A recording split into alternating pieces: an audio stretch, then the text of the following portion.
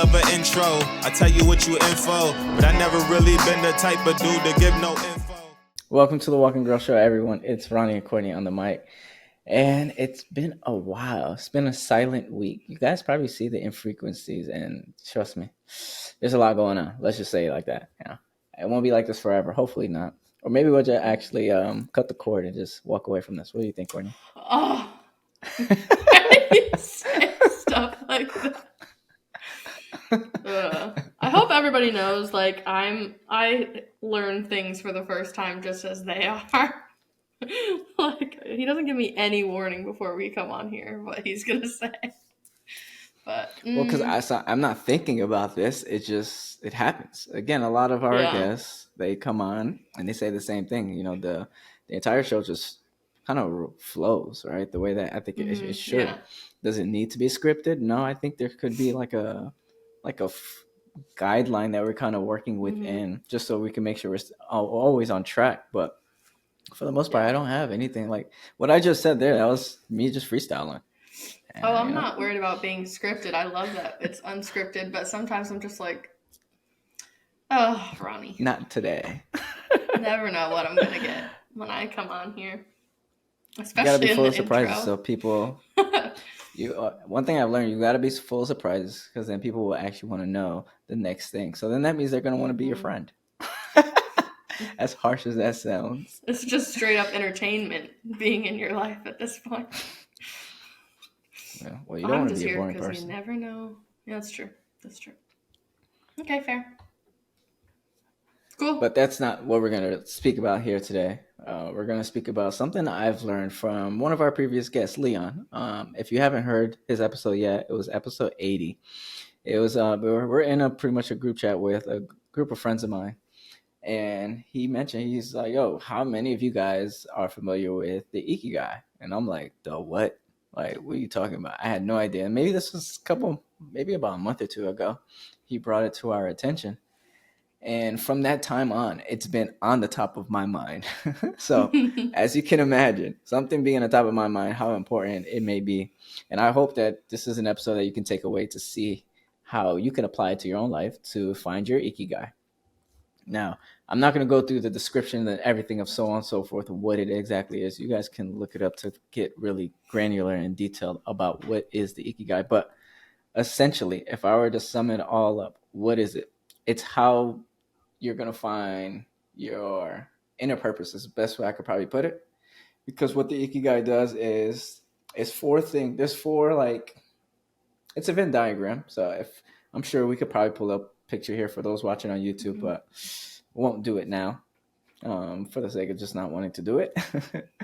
But for those that are actually, it's like four circles. It's like a Venn diagram with four circles, and each one of those circles has its own label to it. So the four are your passions, which is essentially what you love; vocational, what you're good at; your mission, so what you believe the world needs, or maybe what your world needs; and then your profession, or what you can monetize, what you can get paid for.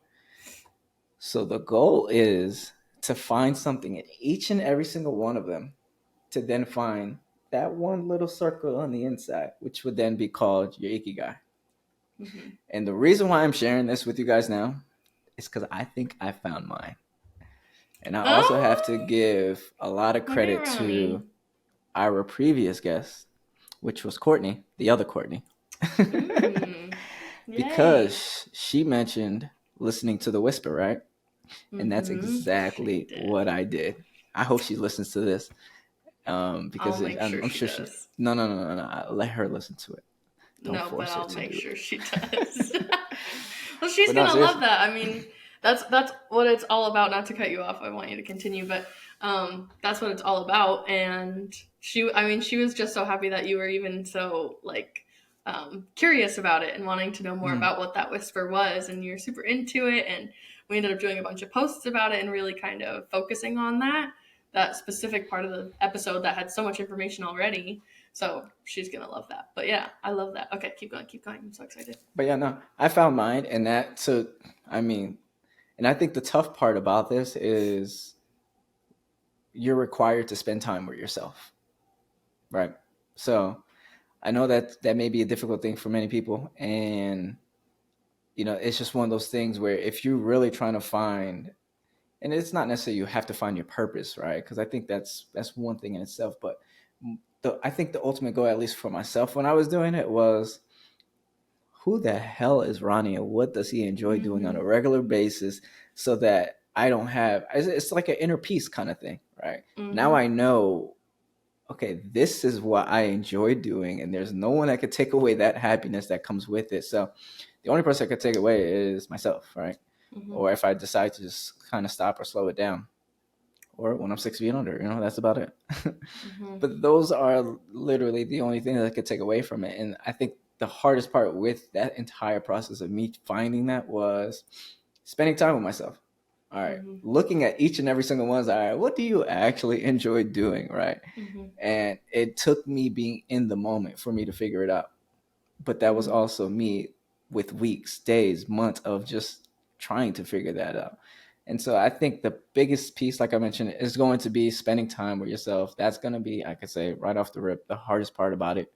But if you can do it, I mean, make it 5 minutes a day. You don't have to spend an entire day just looking at a piece of paper, because that's what I did. I actually printed it out. I was like, all right, this is the paper I'm going to work on for a set amount of time, or whenever I had downtime, I would just, all right, sit there and just look at it and just, I put myself through that. Not that anybody else has to do the same, but I just sat there and looked at it and kind of just sat with myself to figure these little things out. And again, you could break it into sections or like days, or even throughout the day, right?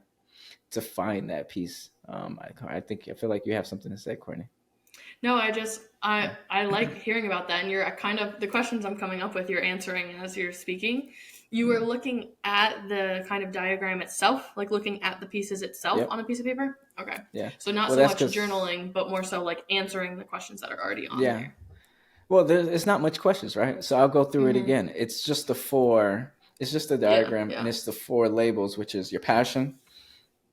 Excuse me. It's your passion, vocational, mission, and then your profession, right? So I was just really looking at these like, all right, well, where does what fit where? And I was honestly using it as like a template throughout my days, where throughout my days I would say, all right, well, I just did this today.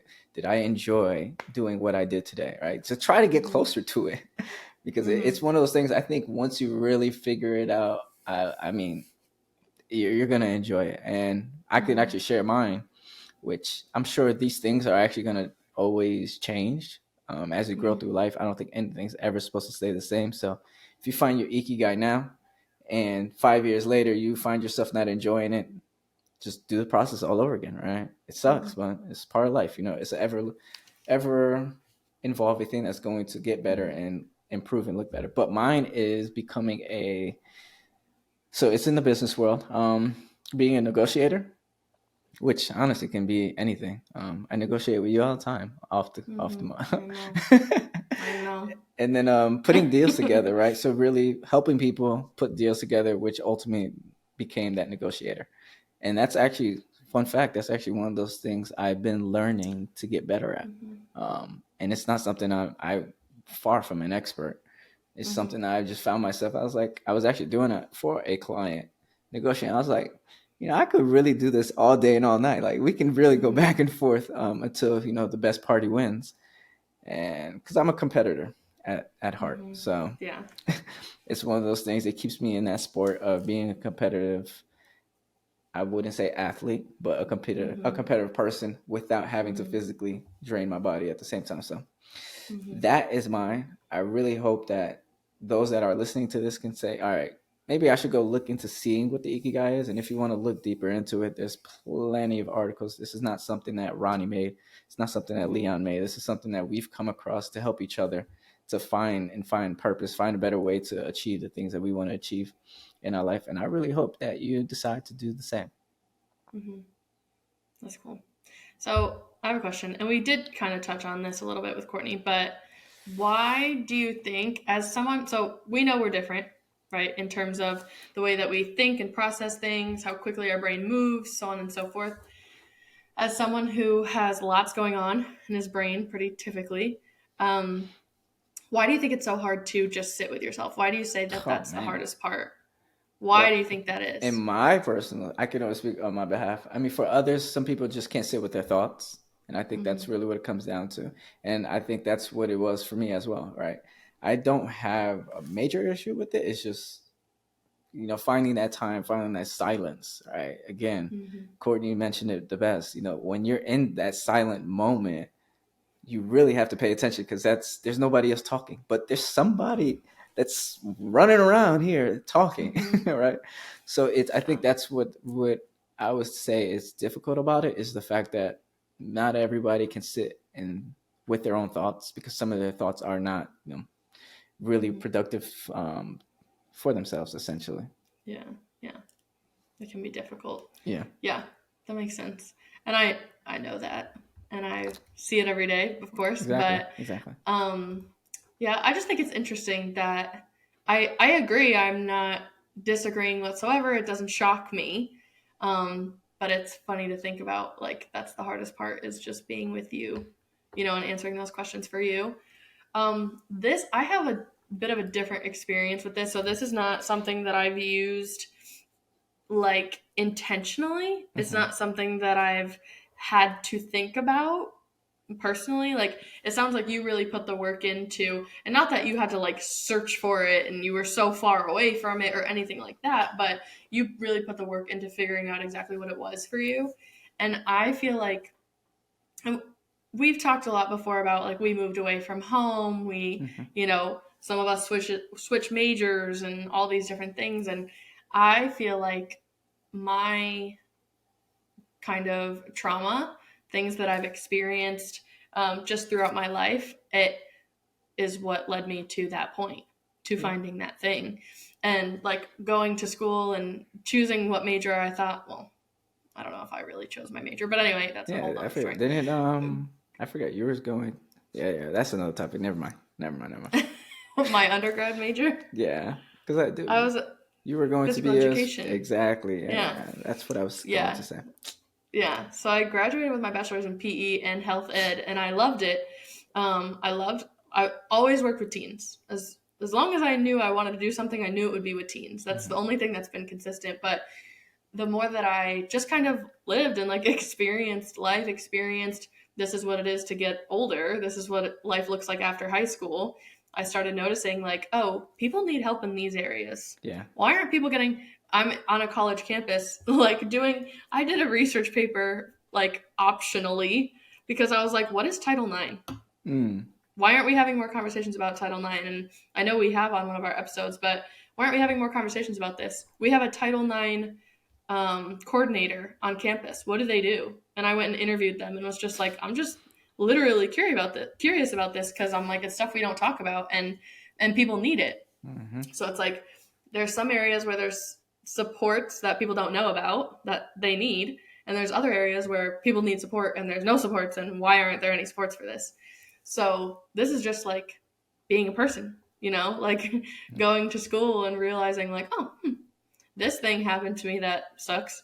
How do I, who do I go to, or what supports are needed? Because I know I'm not the only person that's experienced that, so it's interesting. And I think it's cool how different things in your life can bring you to that center point and can bring you to that purpose. This in particular, it's talking vocational, it's talking professional so that you can make money off of it. And, the need to, of course, sustain your life. Right. We need it. Yeah. So that's understandable. But because I think of this as, hobbies and finding your value and things that bring value to your life. But in terms of really finding that center that we enjoy and, like we said, can sustain, I think it's cool that so many people have different ways of finding that. Yeah. And I mean, you don't even really have to sit with yourself all the time. I'm sure you have peers, friends, family all around you that you can just say, hey, if you have enough conversations with individuals about these specific things, like, let's just say, for instance, I could reach out, Courtney, what would you say is my passion, right? And I can just hear what you have to say is cool. I'll jot it down and just find the commonality, right? And then see if that really sits with you.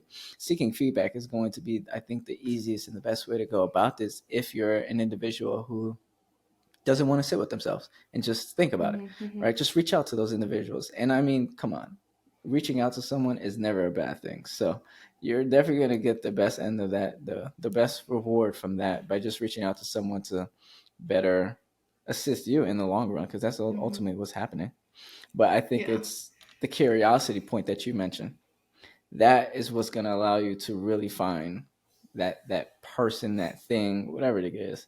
Although despite we do need, like you said, to sustain yourself, you do need money, right, to survive. But if you look at kind of what I said, negotiating, I can negotiate for anybody for free. I don't need to make money from it, right? But it's one of those things that you can. And I think that's what the Ikigai opened up my eyes to see. Yes, it's something that you can make money from, but do you have to, right? Is it something that is going to, like, if you can charge people for it, essentially. It's like, you want me to negotiate for you on your behalf? Sure, here's your fee. Or Courtney's like, hey, Ronnie, I need help with this. I got you. Come on. I got you. I'll take care of it. No problem. Right? Boom. So it can go either way. It's not something that you have to look at it as like you must make money from it. It's what can you? And I think when you take those two words and just kind of entertainingly change them in and out, it changes the entire way you look at that entire Venn diagram looking thing into really finding that Ikigai. What a beautiful thing. Thanks, Leon. Thanks, Leon. Thanks, Leon. You know, I actually didn't even tell him that I found it, which I probably should. Or maybe he listened to the episode and figured it out. I'll send it to him, actually. Yeah. I'm looking at it now just for some more kind of reference points. I like the questions specifically that it asks on a lot of these when you look up the image itself. So the questions are, well, it's not so much a question, it's more so a statement, but what you love, what the world needs, what you can be paid for, and what you're good at. Yep. I just think that's kind of interesting because when I think of and then of course passion, mission, profession, and vocation are kind of a mix of all of those. But in my mind, if you think of like your mission, for example, if I had to define mission, I wouldn't necessarily define it as the thing that I love and the thing that the world needs, like a combination of those two things. Does that make sense? Okay. But that's kind of how it defines it on here, and I think that's. So I love that. I think that's cool. I'm glad that you said it, because I think I was putting myself, while we were doing the exercise, I think I did exactly what you just did, right? You looked at them as two separate things when they're the same. Yeah. So when you're looking at it, I kind of just looked at it from a surface level, just the outer circles. And I kind of just worked on those. I forgot what's on the inside, the inner circles. What's on the inner circles? Well, it just says the profession, mission, passion, vocation. Gotcha. On the inside. So I just paid attention to the outsides and not so much of the profession aspect. Or even if I remember correctly, the profession, I paid attention more of like, I don't know, what can I get paid for? I didn't really pay too much mind to the profession because that stuff can change constantly. I looked at it as more of what can I get paid for? What the world needs in terms of what I believe, right? I didn't really look at it as the mission. So I kind of looked more or less just off of those statements rather than, what's my passion? What's the vocation? What's my mission? Because I feel like those two things can go either way. And I vividly remember when we were going through it together, I had all the buddies I was on, they stopped me. I was like, no. Look at it from that perspective. Just look at the statements instead of the actual word. Because now you can essentially get two different things from it. And you don't want to put yourself in that. If someone asked me, what is your mission? I'd be like, whoa, that's a big word. I don't know exactly where to go from that. If someone said, what do you love? And what are some things that the world needs that you can contribute to? It's easier to get I'd be like, oh, yeah, let's have this conversation, So I think that's really cool. And then this also, I'm just going through different images that kind of come up. I literally just Googled it, so it's super easy to find lots of information. But it's interesting. So this one specifically is showing if you don't get to that center point, what you could be missing. So Yeah, so if you just have passion and mission, it says it's delight and fulfillment, but no wealth. And then just passion and profession would be satisfaction, but feeling of usefulness or uselessness. Sorry, uselessness. The profession and vocation says comfortable, but feeling of emptiness. And then vocation and mission is excitement and complacency, but sense of uncertainty. Okay. So interesting. No, it so is. it kind of proves like that this is why you absolutely need to find that center point. But you can disagree with me if you'd like, but I like that my path kind of came from passion. I did not, in finding this, like kind of just normally, I started with passion, and that's what I led with the whole time was passion. Of course, when you're going to college, you're kind of leading with profession, and you're kind of at Springfield College, like you heard Court and I talk about. I mean, money is the only thing I think everyone gets a degree. Well, I shouldn't say only. Sorry for those that actually. Time out. I went to school for education, and then I ended up in social work. Right, because you realized that where you were. Leon said it on his episode. He was like, yeah, that would have been interesting, but I wanted to make some money. So, yeah. So, I understand what you're saying. Of course, we have to find, like, we're not going to do something that you can't get paid for at all. But I'm saying what was the leading force was the passion for me, was that this is something that I want to. I literally looked at it and was like, wait a second, people are struggling with this, and it's something that I'm really interested in. I didn't look into, as a Title IX, there's one Title IX coordinator around college campuses, and I was like, this is something I could see myself doing. I had no idea how much, how much they would get paid, or if they get paid. It's a relatively new thing that people are talking about. If they get paid, I hope they do. Exactly, yeah. So I kind of appreciate looking back that I led with the passion, and of course it became a profession, and that vocation piece is there, and it allows me to fulfill my mission, without even necessarily thinking about it. Mm-hmm. And that's the path, I think, as we have conversations with guests and we're just kind of open and honest about what we've experienced in our lives. I think that is the path that a lot of people do end up finding, is just like, I just happen to be here. I just happen to be doing this. Ty told the story of how he liked a girl, right? And ended up in this meeting and ended up being actually pretty interested in it. Or the statistics about it made it seem like it would be a good program for him. And here we are.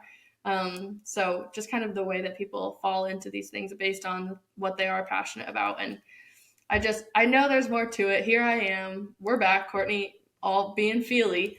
But I really wish everybody would lead with passion, and I wish that it would constantly lead to success, or consistently lead to success. You know what I mean? If everybody came at it from a passion standpoint, that they would be successful. Yeah, the world would be a better place, but that's not the case. So it's just work on. You're like, yeah, too bad. Yeah, I mean, you can't help everyone. I think and you said it best, right? I think as you were going through it, I never looked at it from this perspective, but if, like, let's just say out of the 4, there was only 2 of them, right? You're still avoiding 2 other pieces that are extremely important. I mean, we hear it all the time. People who still have the massive amounts of money, right? They're still, like, they probably feel the shittiest, right? But why is that the case, right? Yeah. You can literally buy anything and everything in the world that you probably want, but you still feel terrible on the inside, which is a true testament to, all right, you found a way to make money from it, and then maybe you found what you're good at, but did you find your passion? And I don't remember the other one, but did you find that PC too, right? So, did you your mission? Their mission, there it is. So thank you. Yeah. So does it give back to the world? Do you feel like what you're doing has a purpose? And, right. Yeah. So I think that's why, just really, you could spend time finding one over the other, or all 3, and just leaving out one. But you're at some point in time, that void is going to creep. It's just something we can't avoid, literally. Yeah. Yeah. Yeah. I've had conversations where there are times, and I mean, we've had those conversations together where it's like, they don't really pay me for what I'm doing. And now they, I see this on social media all the time where it's like, you do a good job and they add extra work, right? Like what consistently happens in the workforce. It's like, if you're a great employee, they're going to add more work to your workload. And I've heard a lot lately in our meetings, other duties as assigned. I'm like, I'm so sick of that at the end of all of our, lists of things that we're supposed to accomplish. But I don't know. I lost my train of thought because I got upset thinking about that in the meeting. But that's just not, it's not enough when you think about purpose, when you think about mission, when you think about the value that you take from what you can be doing or the space that you're in. It's like, money would be great, but that's just not where I'm at right now. And that's always what I come back to. I love the teens. I love the space. I love the people around me. And so. And it's your passion at the end of the day. As it sounds, it's your passion that's going to keep you going, right? To keep you going back. And it's the same thing, right? My passion is making sure, I should say my mission is what enables me to continuously do what I have to do on a regular basis. Otherwise, I would just give up, right? There's really no big desire to do the things if there isn't any driving force behind you, fueling you on those days where you're like, F everything. All right, because you're gonna have those days. Like it's inevitable for that to occur. It's what you do in those moments. That's why I give credit to those individuals who can recognize and see failure for what it is, and see it as like, okay, I failed here. What must I do next? For those individuals who see failure and it's like, okay, I just gave up. Then kudos to you. But did you at least analyze what it is that you did to see if this occurs again? Or maybe somebody else or maybe you later down in time in life, you face the same exact issue. Are you going to know what to do in that certain moment? If not, you just brought yourself from years ago or whenever that time was that it first occurred, you just brought yourself back to that moment, which could all have been avoided. What growth has happened in that time? I'm sure there's growth that has happened, though. Don't get me wrong. But now growth has happened, but now you're, I guess, reversing it in a sense, but just that specific moment you're reversing. Because, I mean, someone can grow and experience something later down the time and bring themselves right back and put themselves right back to where they belong. But it's a lot of moving motions that you're doing that probably could be avoided. Just pushing through, being introspective is what it sounds like. Understanding why things happened, why we acted the way that we did, how could we have acted better. Things like that. Yeah, that makes sense. And I was also just thinking in terms of like leading with passion and finding things that you're truly passionate about. I'm like, and maybe someone can argue from the other standpoint, but I can find other ways to make money, right? I can find other ways to increase finances in that area. Is it hard? Yeah, it's definitely hard. But if you're in a place where you're in it for money, are you going to find passion elsewhere? I mean, there's other activities and hobbies and things that you can enjoy, but how do you increase passion versus increasing, I could make a little bit of money somewhere else? Does that make sense? Yeah, it does. I mean, I really don't have the answer. So I'm just looking at it from, of course, the whole point of this is to look at the center and really find that center and all the pieces fit together. But when you break it down and realize how valuable each piece is, that's what I'm kind of like nitpicking now. But yeah.